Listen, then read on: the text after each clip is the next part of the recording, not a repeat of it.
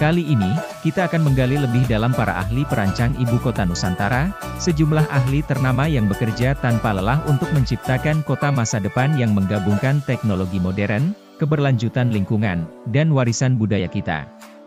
Siapa saja mereka? Mari kita kenali lebih dekat. Pertama, Sofyan Sibarani.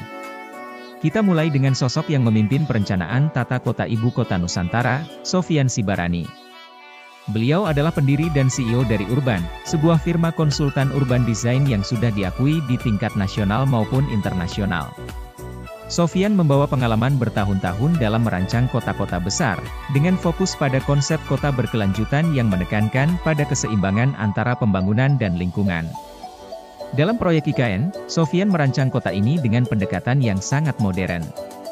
Salah satu konsep utama yang diusungnya adalah Smart City, di mana teknologi dan inovasi menjadi bagian integral dari kehidupan sehari-hari. Infrastruktur digital, transportasi berbasis energi hijau, dan pengelolaan sumber daya yang efisien adalah beberapa elemen kunci dari desain kota ini. Namun, yang membuat perencanaan ini unik adalah bagaimana Sofyan mengintegrasikan alam ke dalam tata kota. IKN dirancang dengan prinsip Forest City, di mana area hijau dan hutan menjadi bagian utama dari lingkungan perkotaan.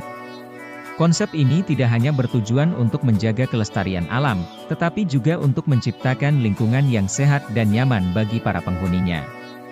Sofyan percaya bahwa masa depan kota adalah yang bisa beradaptasi dengan alam, bukan melawannya. Kedua, Inyoman Nuarta, seorang seniman patung dan arsitek yang sudah sangat dikenal di Indonesia. Beliau adalah tokoh di balik Garuda Wisnu Kencana di Bali, sebuah karya seni monumental yang menjadi ikon kebanggaan bangsa. Di IKN, Nyoman Nuarta mendapat kehormatan untuk merancang Istana Garuda, bangunan yang akan menjadi pusat pemerintahan Indonesia di ibu kota baru ini. Desain Istana Garuda terinspirasi dari burung Garuda, lambang negara kita.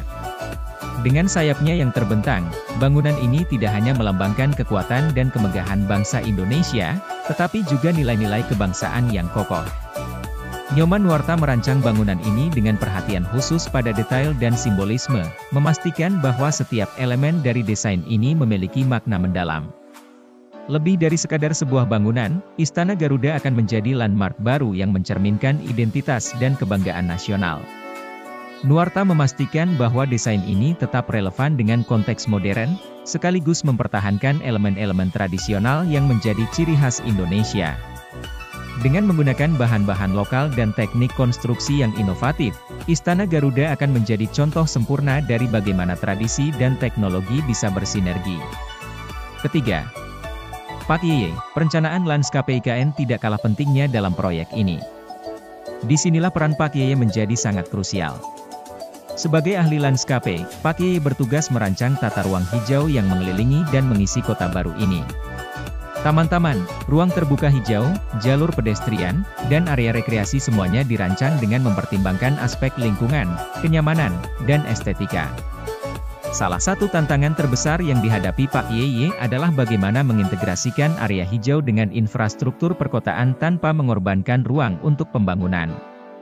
Jawabannya adalah dengan menciptakan konsep Green Belt yang mengelilingi dan memotong area-area kota, memberikan sirkulasi udara yang baik dan menjaga suhu kota tetap sejuk. Selain itu, desain lanskap IKN juga dirancang untuk memaksimalkan penyerapan air hujan, membantu mencegah banjir dan menjaga keseimbangan ekosistem. Pak Yeye juga memastikan bahwa setiap elemen lanskap ini mendukung gaya hidup sehat dan aktif bagi para penghuninya. Jalur-jalur pedestrian dan sepeda dibuat luas dan nyaman, menghubungkan berbagai area di kota dengan cara yang ramah lingkungan. Dengan perencanaan ini, IKN diharapkan menjadi kota yang tidak hanya indah secara visual, tetapi juga fungsional dan mendukung keberlanjutan lingkungan. Keempat, Rudi Dodo. Tak lengkap rasanya tanpa membahas desain interior yang akan menghiasi gedung-gedung di ibu kota Nusantara. Rudi Dodo adalah arsitek interior yang bertanggung jawab atas estetika dan fungsionalitas ruang dalam bangunan-bangunan ini.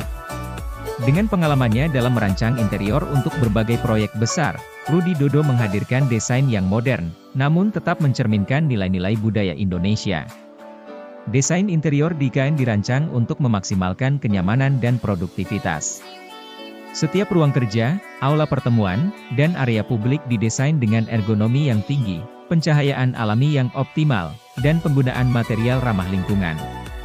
Rudi Dodo juga menyisipkan elemen-elemen seni dan budaya lokal dalam desain interior, sehingga setiap ruangan tidak hanya fungsional tetapi juga memiliki jiwa dan karakter yang khas. Selain itu, Rudi Dodo juga mengutamakan fleksibilitas dalam desainnya. Interior gedung-gedung di IKN dirancang agar bisa disesuaikan dengan kebutuhan yang berbeda-beda, baik untuk acara formal maupun informal. Dengan pendekatan ini, Rudi Dodo memastikan bahwa IKN tidak hanya menjadi tempat bekerja, tetapi juga tempat yang menginspirasi dan mendukung inovasi. Para ahli ini, dengan dedikasi dan visi mereka, sedang membangun lebih dari sekadar kota baru. Mereka menciptakan simbol masa depan Indonesia yang berwawasan jauh ke depan, berakar pada tradisi, dan berorientasi pada keberlanjutan. Ibu kota Nusantara tidak hanya akan menjadi pusat pemerintahan, tetapi juga cerminan dari cita-cita bangsa kita. Jangan lewatkan update terbaru tentang IKN, hanya di IKN Highlight.